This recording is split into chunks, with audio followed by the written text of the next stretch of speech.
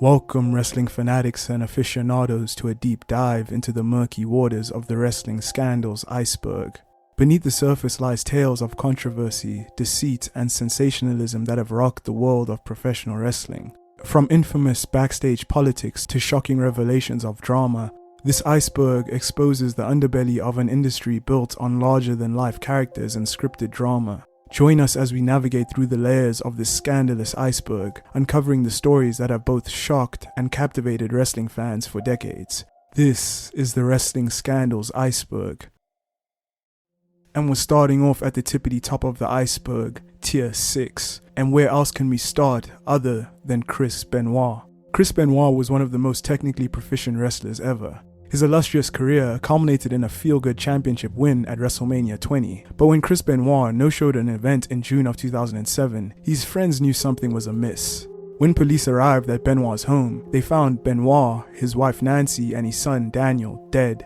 At first, authorities believed that they were victims of a home invasion, but it soon became clear that Benoit had took the lives of his son and wife, and then took his own life. The incident spread like a rocket all over, and a federal investigation went underway. Several stories and theories were made post the incident that includes CTE and steroid abuse, as well as a failing marriage. After learning about the full details of Chris Benoit and his family's deaths, WWE quickly distanced themselves from Chris Benoit and essentially erased him from history. Benoit's case is still remembered as the leading controversial and mysterious chapter in WWE history. And up next we have Owen Hart falls to his death. It would normally be unusual to refer to a person's death as a scandal that stained a company, but the situation involving Owen Hart and his untimely passing has remained one of the most devastating and controversial in WWE history. In the prime of his life at just 34 years old, Hart would die suddenly after a horrific accident during the 1999 Over the Edge pay-per-view. As part of his Blue Blazer gimmick, Hart was slated to be harnessed down from the rafters and into the ring, but after the quick release trigger was set off, he would fall 78 feet and land chest first on the top rope. Despite several attempts to revive him, Hart died in the hospital from internal bleeding due to blunt force trauma, with the sudden impact severing his aorta.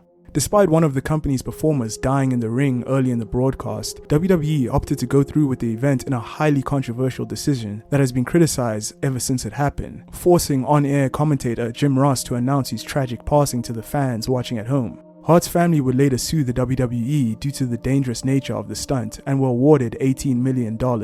Owen Hart's widow, Martha Hart, was highly critical of WWE's negligence that led to the accident. Martha has remained critical of WWE over the years and has been reluctant to allow the promotion to use Owen's name or likeness, and instead linking up with AEW to honor his contribution to the wrestling industry. And up next we have the Edge, Lita, and Matt Hardy love triangle. One of the most infamous scandals in WWE history is the love triangle that happened between Edge, Lita, and Matt Hardy. The story goes that while Matt was out dealing with an injury, Lita began having a real affair with Edge after they started traveling together and grew rather fond of one another. Allegedly, one thing led to another, which then in turn led to the pair having a ton of backstage heat. Understandably, when Hardy found out about the affair, he went ballistic, sending out a series of posts on the internet in order to humiliate his colleagues.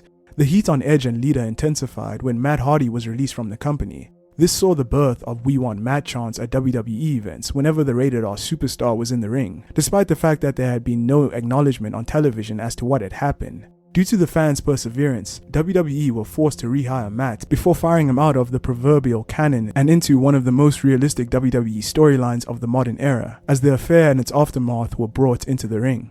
It was a credit to all three that they were professional enough to work a 2-month angle coming out of their real-life issues. And up next we have the Montreal Screwjob. The Montreal Screwjob is one of the most talked about scandals in wrestling history. WWE champion Bret Hart was slated to take on his longtime rival Shawn Michaels in the main event of Survivor Series 1997, ending a lengthy feud in the title holder's home country of Canada. However, a week out from the show, Hart inked a deal with the competing promotion WCW, and Vince McMahon wanted him to lose the belt to Michaels, as opposed to leaving the company with the coveted prize still in his possession. Hart refused to put over the Heartbreak Kid due to their real-life animosity, and also because the event was in Canada, his home country. The planned finish was agreed upon as a disqualification, allowing Hart to retain the championship before likely losing it prior to his departure. However, under the direction of McMahon, select company employees put together and executed a plan which would see referee Earl Hebner call for the bell when Hart was locked in the sharpshooter, despite the champ not actually submitting, declaring Michaels the new champion as chaos erupted inside the arena. The unscripted moment resulted in an infuriated Hart spitting at McMahon at ringside before drawing the letters WCW in the air. Backstage after the match, an enraged Hart would become embroiled in a heated locker room altercation and punch McMahon. Hart would exit WWE, and on the following episode of Raw, McMahon would utter his famous words, "Brett screwed Brett." And up next we have Hulk Hogan says the N-word. In 2015, a sex tape between Hulk Hogan and Heather Clam, wife of Hogan's friend Bubba the Love Sponge, leaked online. As if that wasn't bad enough, Hogan goes on a racist tirade, angered at his daughter Brooke's love life, and Hogan even admits in the rant that he is racist. He uses the N-word multiple times throughout the rant and truly shows himself to be exactly what he said he was, a racist. Hogan was signed with WWE at the time and was immediately fired and stripped from the WWE Hall of Fame. Hogan's reputation was in the toilet. He then apologized for the outburst, saying he was embarrassed and blamed the rough neighborhood he grew up in for using that word so freely. Of all the scandals he has been through, this is the one that stained Hogan's legacy the most, and many fans have not looked at him in the same way since the incident. And up next we have the plane ride from hell. One of the most scandalous moments in WWE history centered around an infamous plane ride from England back to the United States in 2002, with a large portion of the roster traveling abroad for the Insurrection pay-per-view. There were a litany of dramas that occurred during the course of the 7-hour journey, which both the roster and management attributed to heavy consumption of alcohol on board the aircraft. One of the first incidents that made the news and had major ramifications was a shoot fight between the late Curt Hennig and a then rookie Brock Lesnar, with the pair fighting down the aisleway of the plane. A number of other WWE stars, including Triple H, Finlay and Paul Heyman, ultimately had to intervene to separate them, but it wasn't enough to save Hennig from being released shortly after the incident. Other incidents on the flight included Dustin Rhodes allegedly serenading his ex-wife Terry, while road agent Michael Hayes and John Bradshaw Layfield became embroiled in a physical confrontation that ended with the former having his mullet cut off by Sean Waltman. Scott Hall was also fired as a result of the plane ride, after becoming intoxicated and reportedly making crude comments towards the flight staff before passing out. But the worst incident of the trip centered around Ric Flair, who is alleged to have SA'd 2 female flight attendants, exposing himself to the women and allegedly grabbing their hands to touch his private area. A lawsuit was filed by both women 2 years later, but WWE settled out of court with both of them. And up next we have Donald Trump buys Raw. In 2009, WWE Raw was fairly exciting, as virtually anything and everything was bound to happen on Raw. WWE promised that someone new would take the reins of Raw from Mr. McMahon on the June 15, 2009 episode. And sure enough, fans were not left disappointed. The mystery buyer was revealed to be Vince's longtime foe and future president Donald Trump, who wasted no time giving the fans what they wanted in announcing a commercial-free episode of Raw for the following week. It was an unprecedented move by the new owner of Raw, much to the dismay of McMahon. This was all a work, but since WWE is a public company, their always ignorant investors panicked, thinking the whole ordeal was real. WWE's stock began to take a hit as a result of the storyline, forcing Vince McMahon to buy back Monday Night Raw on the highly rated commercial-free episode just 1 week after Trump announced his purchase of Raw. And up next we have the curtain call.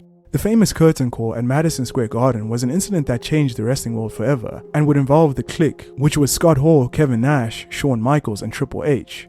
There were a group of wrestlers in WWE who were best friends in real life, but rivals in the ring and had a lot of influence, which they used to benefit their careers. On the last night of Nash and Hall's contracts before leaving for WCW on May 19, 1994, after a steel cage match between Michaels and Nash, Hall and Triple H would enter the ring, leading to a group hug between the four. This was an act that broke character in front of the live crowd in MSG. This incident forced major wrestling promotions to acknowledge the storylines and on-screen persona of wrestlers that they had worked so hard to protect, especially after the footage of the curtain call was leaked online. They basically destroyed kayfabe. Vince McMahon was furious at this incident, but he couldn't punish Hall and Nash as they were leaving to WCW, and Shawn Michaels was his golden boy, so Triple H took the brunt of all the punishment from the curtain call, and he was booked badly after this incident. And up next we have CM Punk walks out of WWE. One man that can always find a way to make news is CM Punk, who has had his fair share of controversy over the years both inside and outside WWE. After a successful run with WWE, Punk walked out in January of 2014 and refused to return. leading to him receiving his termination papers on the same day that he got married to AJ Lee later that year. After his non-compete ended, Punk would partake in the now infamous Art of Wrestling podcast alongside his former close friend Colt Cabana, where the pair discussed his departure and the reasons behind it. However, in the midst of their conversation, Punk would take aim at WWE doctor Chris Amon, who would sue the former world champion for defamation in 2015. The case would go to trial 3 years later, and the court battle continued to air plenty of dirty laundry relating to Punk's tenure with WWE. The jury would eventually rule in favor of both Punk and Cabana, but that wasn't the end, because in 2018, Cabana filed a lawsuit against his now former friend, alleging breach of contract and fraud over Punk's alleged agreement to pay legal fees. Punk would then file a counterclaim against Cabana, before both cases were settled in 2019 without compensation. Despite Punk's messy divorce from WWE, he returned to the company in 2023 at Survivor Series after almost a decade away, earning a raucous ovation from his hometown Chicago crowd. And up next we have the Act Yasukawa vs Yoshiko shoot. This shoot incident happened in Stardom between Act Yasukawa and Yoshiko in 2015. Basically, what happened was Yoshiko was apparently jealous of the younger Act's growing popularity, and this caused them to have the most brutal shoot of all time, where Yoshiko absolutely obliterated Act, despite Act trying to fight back.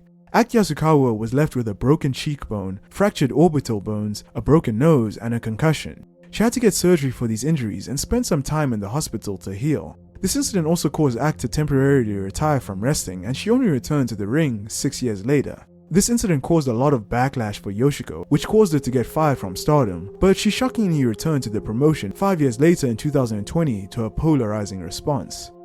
And up next we have the Vince McMahon allegations. Despite being responsible for how popular wrestling is today, Vince McMahon is truly one of the most despicable human beings in the history of professional wrestling.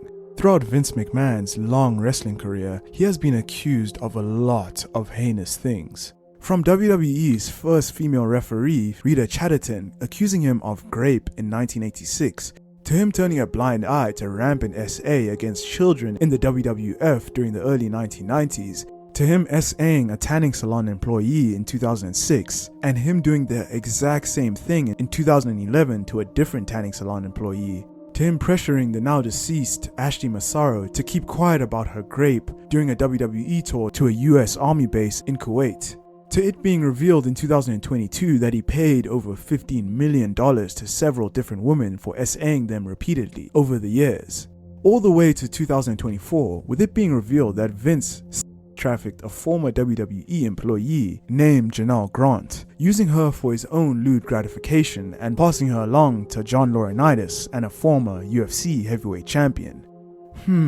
I wonder who that could be. The most recent accusation is especially damning because there's a plethora of evidence against him. All of this has caused Vince to resign from the board of directors at WWE's parent company, TKO, which means that now he essentially has no power in WWE. And now moving down the iceberg into Tier 5, with our first entry on Tier 5 being the Velveteen Dream allegations. The Velveteen Dream was one of the fastest rising stars in WWE in the late 2010s. His infectious swagger and magnetic aura enchanted fans all over the world, and he was destined for big things as he had cosigns from wrestlers like John Cena. He was expected to be one of the poster boys for WWE in the future, but then all of that changed in 2020 when the speaking out movement reared its head in the wrestling industry. Velveteen Dream was accused by several male minors for inappropriate communications with them and trying to groom them. He sent one of the male minors a picture of his private area and also pressured these boys to expose their body to him.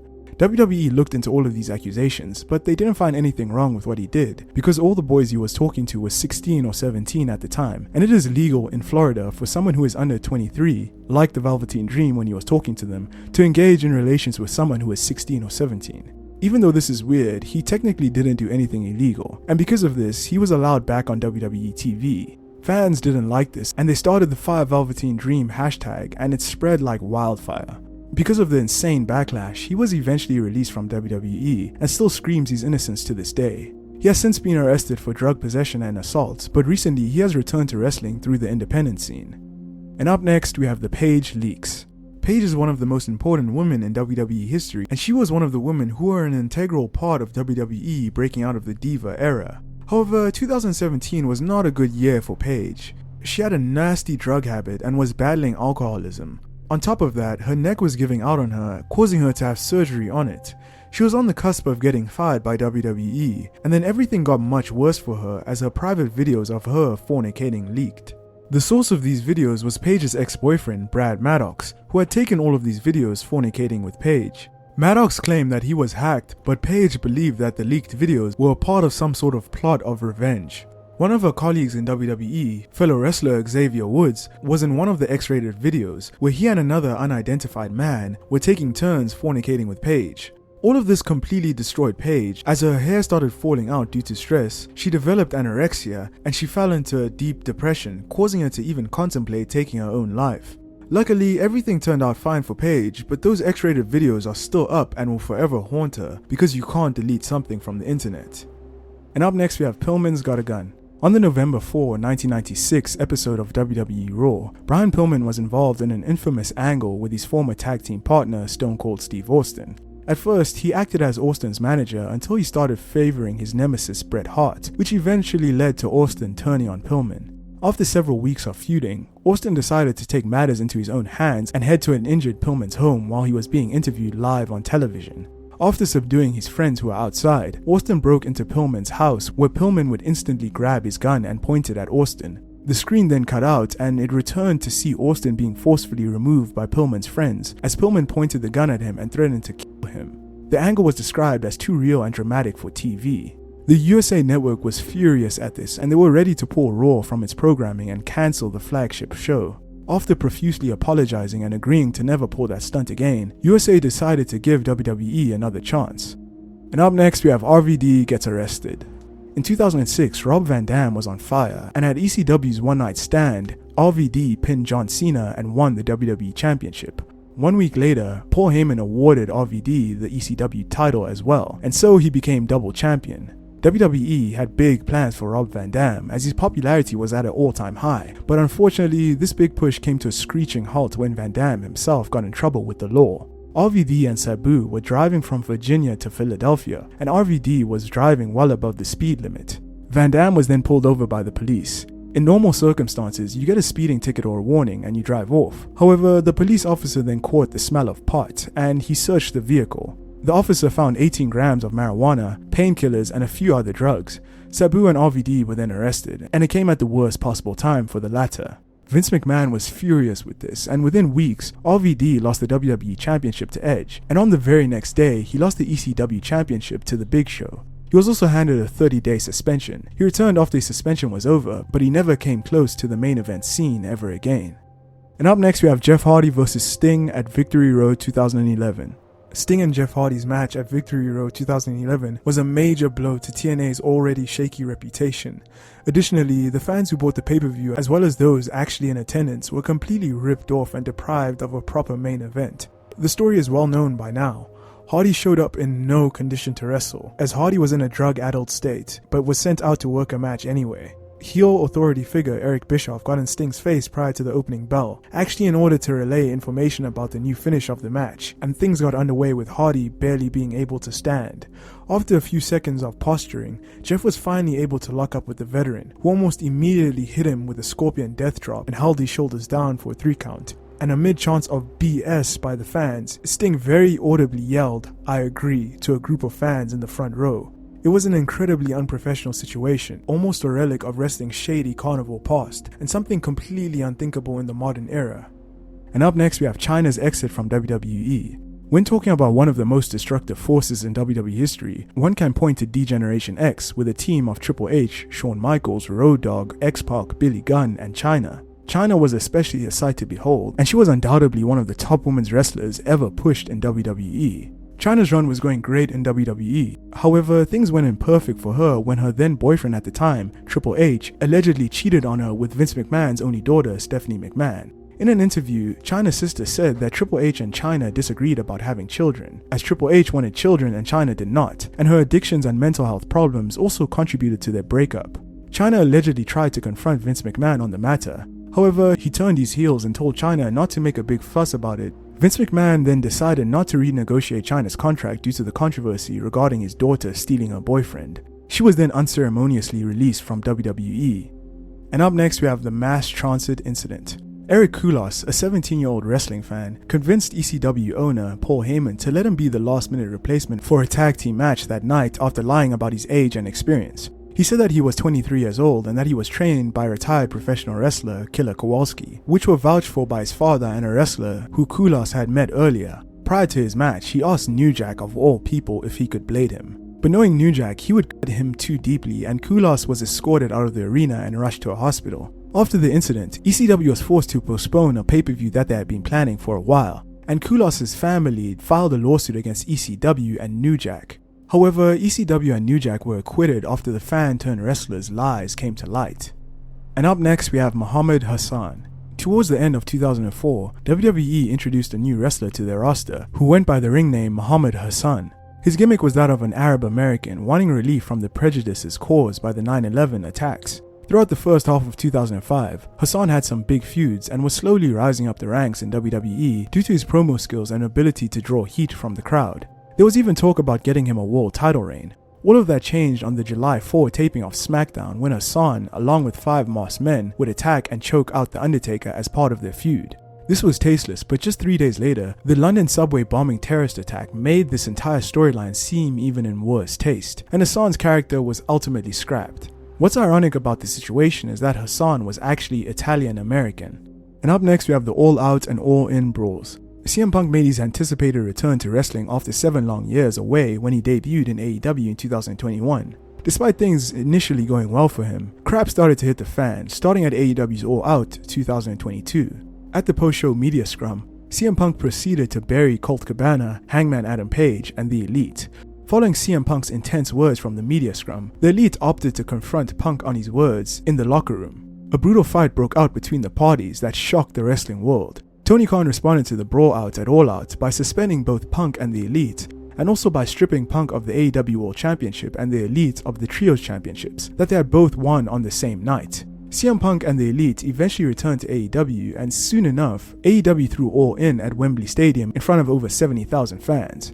At this pay-per-view and before CM Punk's match with Samoa Joe, a backstage fight took place between CM Punk and Jack Perry. Allegedly, according to Tony Khan, Punk also physically threatened Khan to the point where Khan feared for his life. Because of all of this, Punk was fired from AEW. And up next we have the death of Hana Kimura. Hana Kimura was a young bright prospect in the Japanese wrestling scene, wrestling for the women's wrestling promotion Stardom, where she was a big deal. She was so popular in fact that she joined the Japanese reality TV show Terrace House, which was broadcast to millions on Netflix. On this reality TV show, there was a scene in which fans found her distasteful, so they sent a slew of online hate towards her, telling her to take her own life and much more. This affected her mental health greatly. Terrace House ignored her deteriorating mental health and actually painted her more as a villain to the public, which caused the online hate to worsen. Hana couldn't take the nasty stream of messages and caved into the hate by taking her own life at just 22 years old in 2020. 3 men were arrested for bullying her online and ended up getting fines for their actions, but the fines were nowhere near enough, with the lowest fine being a measly $80. To this day, Hana's mother, Kyoko Kimura, continues to seek justice for Hana. And up next, we have the finger poke of doom. Just 1 week after Goldberg's streak was ended by Kevin Nash and a cattle prod, WCW put on one of the worst matches in wrestling history. They also decided to end any interest in an intra-NWO rivalry between the NWO Wolfpack and the NWO Hollywood. WCW World Heavyweight Champion Kevin Nash booked himself in a match defending his title against Hollywood Hogan. This could have been a huge pay-per-view main event that saw 2 sides of the same faction alive, and a storyline that could have given the company months and months of storytelling opportunity. Instead, the pair got into the ring and stood face to face. Hogan then simply poked Nash in the chest, causing the 7-foot-tall champion to throw himself to the ground and allow himself to get pinned.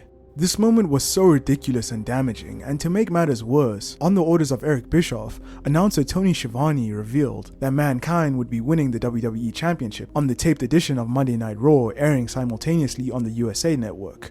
The plan was intended to dissuade viewers from changing the channel, but it backfired immensely, with nearly 1 million wrestling fans switching from WCW Monday Nitro to Monday Night Raw to watch the universally loved Mick Foley become a world champion for the first time. And up next we have Tessa Blanchard's racism. Tessa Blanchard was one of the most promising young talents in the wrestling industry in the late 2010s. She seemed destined for greatness, and it seemed like it was only a matter of time before AEW or WWE would sign her. She was making a name for herself in intergender matches in TNA/Impact Wrestling, and was on course to become the first ever woman to hold the Men's World Championship of a major US wrestling promotion. But then just one day before she faced off against Sami Callihan at Slammiversary for the title, she tweeted something that will alter her career forever. Blanchard posted a tweet urging women to support each other. This triggered a wave of backlash and accusatory tweets from prominent female voices in the wrestling industry. There were multiple accusations of bullying, but the most notable accusation was when Tessa was accused of spitting in a black woman's face in Japan and using racial slurs against her. Many other wrestlers who were in Japan and saw this incident corroborated the story. Blanchard denied these accusations and no concrete evidence was presented against her. However, the damage was done and her wrestling career started to decline. Tessa Blanchard managed to overcome the storm and achieve a historic milestone in women's wrestling by defeating Sami Callihan to win the Men's World Championship. However, her triumph was short-lived as the pandemic struck, causing a global shutdown. Despite being the reigning champion, Blanchard did not make appearances on Impact TV during this time. On top of not being able to appear on TV, she failed to submit her promos for a taped segment, and TNA lost confidence in her and requested that she relinquish the title. However, Tessa refused to do this, and consequently, in June of 2020, TNA decided to terminate Blanchard's contract, and she has not returned to a major US promotion since. And now we're moving down the iceberg into Tier 4, with our first entry on Tier 4 being Joey Ryan allegations. Joey Ryan was one of the most popular and controversial wrestlers from Impact/TNA and the Independents. His time in Impact would end quickly during the Speaking Out movement in 2020. Joey Ryan had 18 different accusations against his name from 16 different women and 2 men for things like SA, rape, and harassment. One of these accusations were him flirting with a minor, and later on, Joey himself confirmed that that accusation was true. After these allegations came out, he posted an hour-long explanation going through each accusation, and he denied almost every single accusation toward him. Because of these allegations, Impact fired him, but Joey responded to his firing by suing Impact for $10 million for breach of contract. This lawsuit ended up going nowhere though, as Joey dropped the lawsuit and he retired from professional wrestling. He actually got a job at Disneyland, but was fired when fans told Disney about his past. And up next we have Dawn Marie fired while pregnant. The changes to WWE throughout the years have seen some positive growth when it comes to their worst moments in the past. Like when former ECW and WWE star Dawn Marie witnessed the worst side of the wrestling business when she was released during her pregnancy in 2005. WWE has always used the independent contractor clause to their advantage, but this was a new low.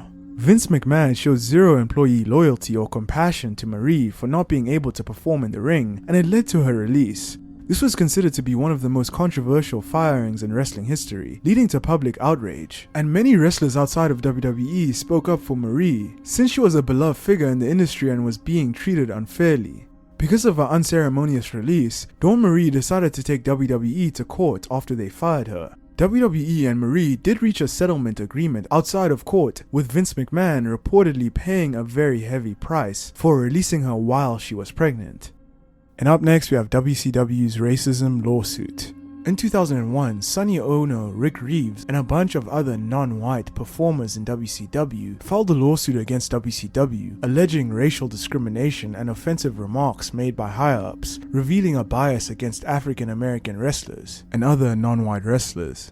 WCW's training facility, the WCW Power Plant, was accused of discriminatory practices. The lawsuit claims that Bischoff used the N-word on several occasions when referencing black wrestlers. According to the lawsuit, Bischoff also stated that the reason why WCW didn't have many black wrestlers was because wrestling was a quote-unquote white man's sport. Vince Russo was also accused of being racist. According to the lawsuit, Russo displayed much of the same prejudice as Bischoff did during his tenure with the company. He also allegedly used the N-word on multiple occasions. He would also make outrageous statements including quote-unquote whites rule wrestling and quote-unquote black folks don't buy wrestling tickets, wrestling fans are white. This lawsuit was settled out of court, with WCW paying several millions of dollars to various wrestlers for racial discrimination over the years. And up next we have the Dragon Gate Monkey. Dragon Gate is a Japanese wrestling promotion that rose to prominence in the early 2000s and became a cult favorite because of its hybrid style of wrestling and wacky characters. At the height of Dragon Gate's popularity, however, there came a scandal that rocked the promotion and led to the expulsion of one of its wrestlers. Dragon Gate wrestlers kept blogs that could be accessed via the company's official website. Unlike WWE, they were non-kayfabed and non-moderated. Essentially, the wrestlers were allowed to post whatever they want. Concern grew when Dragon Gate rookie Ryoma began posting pictures that appeared to show the abuse of a monkey that lived in the dojo. The monkey, a macaque named Korra, lived in the dojo for around a decade before the pictures were posted. Ryoma had started a blog detailing the abuse from the monkey's perspective, including posting graphic pictures that won't be shown here, but you could look them up if you want. Dragon Gate officials found out about it and they immediately took down all of these images, but the word was already out and the damage had been done. Fans were outraged and disgusted by the abuse, which included choking, burning, and punching the monkey amongst other shameful acts, like getting the monkey drunk on sake. Ryoma was fired from the promotion, and others who had been involved in the abuse, like former IWGP World Heavyweight Champion Shingo Takagi, were forced to issue an apology and shave their heads as punishment, as well as being fined heavily. Thankfully, Korra was transferred to a foster home, and there were no more reported incidents of abuse. And up next we have the Royd trial of 1993 and 2007. In 1993, the chairman of WWE, Vince McMahon, was in big trouble. The U.S. Attorney for the Eastern District of New York had charged McMahon for violating federal laws regulating roids in 1993. Reports claimed that Vince McMahon was accused of distributing and encouraging roid use for his performers to improve their muscles. If Vince McMahon was found guilty and they gave him the maximum sentence, he was facing 11 years in prison and a $1.5 million fine. Vince McMahon was put on trial with numerous wrestlers called to testify, including Hulk Hogan and Vince himself. During the trial, Hogan admitted that he had never seen Vince McMahon give wrestlers any roids. However, one wrestler named Nails, who had wrestled for the company in 1992, testified that McMahon had ordered him to use roids. Vince McMahon was later acquitted of similar charges, but the damage was done, and the WWE went in a slump for the next few years. This was not the last time that WWE would be involved in legal trouble relating to roids. In 2007, after the tragedy of Chris Benoit taking the life of his wife and son, there was a lot of public scrutiny of roid abuse in WWE, and this crossed over to the law. Because of all of this, the US Congress had asked the WWE to present documents about the roid policy by a certain deadline. The company was complying, but in the wake of the tragedy of Chris Benoit's family, police came after the pharmacy that Benoit had used. Ultimately, the law couldn't prosecute WWE for any wrongdoings, but this whole incident led to Vince McMahon creating the wellness policy, and from that point on, the PG era was launched to try and begin the march towards a family-friendly company. And up next, we have Hulk Hogan chokes out a TV host. In the build-up for the first ever WrestleMania, just 5 days before the event, Hulk Hogan and Mr. T made an appearance on a talk show hosted by Richard Belzer called Hot Properties. Belzer, a comedian by nature, was insistent that Hulk and Mr. T show him a wrestling move. Belzer's attitude was that wrestling was fake, which was a definite no-no back in those kayfabe heavy days. Hogan and Mr. T resisted at first, but Belzer didn't let it go, and finally Hogan acquiesced.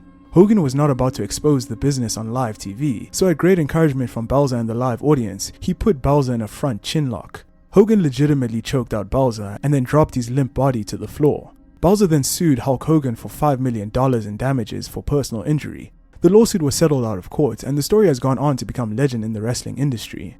And up next we have the Macho Man Randy Savage and Stephanie McMahon conspiracy. The Macho Man was a two-time WWF champion and one of the most popular figures in WWE history. However, at the end of 1994, on an episode of Monday Night Raw, Vince McMahon abruptly announced that Randy Savage had left the company. The Macho Man jumped ship to WCW, but he never returned to WWE even after the closure of WCW, and was barely acknowledged on WWE television at all until he passed away in 2011, and Savage's WWE Hall of Fame induction came 4 years later in 2015. There was clearly some bad blood between Vince McMahon and Randy Savage, and many people attribute it to Vince McMahon taking it personally when Savage left for WCW. However, there's a conspiracy theory out there that says that the real reason for Savage's exit from WWE and the subsequent fallout with Vince was due to Savage having a not safe for work affair with Vince's daughter Stephanie when she was only 17 years old. This was after Savage had divorced from Miss Elizabeth. The Macho Man and Stephanie's alleged affair lines up perfectly with the timing of Savage's departure from WWE. What added more fuel to the fire was when Triple H made disparaging comments about the Macho Man in 2004, and Savage responded by threatening to steal the game's girl, Stephanie. This theory persists as one of the longest standing conspiracy theories in all of wrestling. And up next we have Iyo Sky smuggles weed into Japan. Iyo Sky is one of the greatest women's wrestlers of all time, and she is currently in WWE, where she has become a multi-time women's champion. Iyo Sky used to wrestle in the Japanese promotion Stardom, and things always went so rosy for her, as in 2012 she faced an incident that could have ended her career. At this time, she was dating the wrestler Nosawa, and while they were wrestling in Mexico, a fan gifted them 2 portraits which they brought back to Japan. But at the Japanese airport, customs found marijuana was hidden inside these paintings, and they were arrested. Iyo Sky spent a few weeks in jail, and after she was released from jail, she did a press conference where she maintained her innocence, and she also revealed her breakup with Nosawa. The public prosecutor's office later decided not to press charges against her, as just a few days after Iyo's press conference, a wrestler named Takuya Sugi made a confession that he was actually the one who planted marijuana on Iyo and her then boyfriend Nosawa. Takuya Sugi said that he did this hoping to get a contract extension from AAA, as promised by Masahiro Hayashi, who booked Japanese talents in AAA. Hayashi hated Iyo's then boyfriend Nosawa for some reason, so he asked Takuya Sugi to plant the weed on Iyo and her boyfriend. Takuya Sugi was blackballed from the wrestling industry, and Iyo's reputation was restored. And up next we have Sting vs Hogan at Starrcade 1997. One of the hottest feuds in pro wrestling history was Sting, during his Crow phase, taking on the NWO. He focused on the figurehead of the NWO, Hollywood Hogan, and for many months, WCW teased a confrontation between the two. The bout finally took place at Starrcade 1997, where Hogan would put the WCW World Heavyweight Championship on the line. Sting and Hogan faced each other in what turned out to be a fairly straightforward wrestling match until something went wrong. Hogan hit Sting with his trademark move and went for the pinfall. According to the WCW referee Nick Patrick, he was supposed to make a lightning fast 3 count. However, when Patrick counted Sting's shoulders to the mat, he went at a normal speed. The result was Hogan cleanly pinning the hero Sting on national live television. The announce team would assert that the count was lightning fast, even though fans could clearly see it was not. Patrick was then replaced by the interim referee Bret Hart, who declared Sting the winner after Hogan tapped out to the Scorpion Deathlock. A year of build-up was ruined, and the mystique of the Stinger was gone in an instant. Bret Hart also looked like a complete tool. It made the good guys look like idiots and just served to put Hogan over even more. It also caused huge damage to WCW's reputation. And up next we have WWE and Saudi Arabia dealings. Vince McMahon created a strategic partnership with the Kingdom of Saudi Arabia. The Saudi Arabia deal has been in effect since 2014 and is currently slated to continue through 2027 and is worth a lot of money. Despite this deal bringing in a lot of revenue for WWE, it has faced significant criticism over Saudi Arabia's poor human rights record, including suppression of women's and LGBT rights, allegations of sports washing, and the assassination of Saudi journalist Jamal Khashoggi. Some WWE performers have declined or were restricted from participating in the shows due to government policies. Like members of WWE's women's division were barred from performing until Crown Jewel in 2019. However, this same 2019 Crown Jewel event was very controversial, as nearly 200 wrestlers and crew were held hostage by Saudi Arabia as they tried to leave the country. This happened because the Saudi Crown Prince, Mohammed bin Salman, was furious that WWE boss Vince McMahon had pulled the plug on live feed of Crown Jewel in Saudi Arabia because WWE was owed up to $500 million for 2 shows in Saudi Arabia in 2018. This resulted in the nearly 200 wrestlers and crew being held hostage and told to sit on the tarmac for 6 hours. What made the situation even worse was that Vince McMahon got on his own private jet and left Saudi Arabia, leaving the nearly 200 wrestlers and crew to be held hostage by the Saudi Crown Prince. This just showed the disregard that Vince McMahon had for the safety of his talent.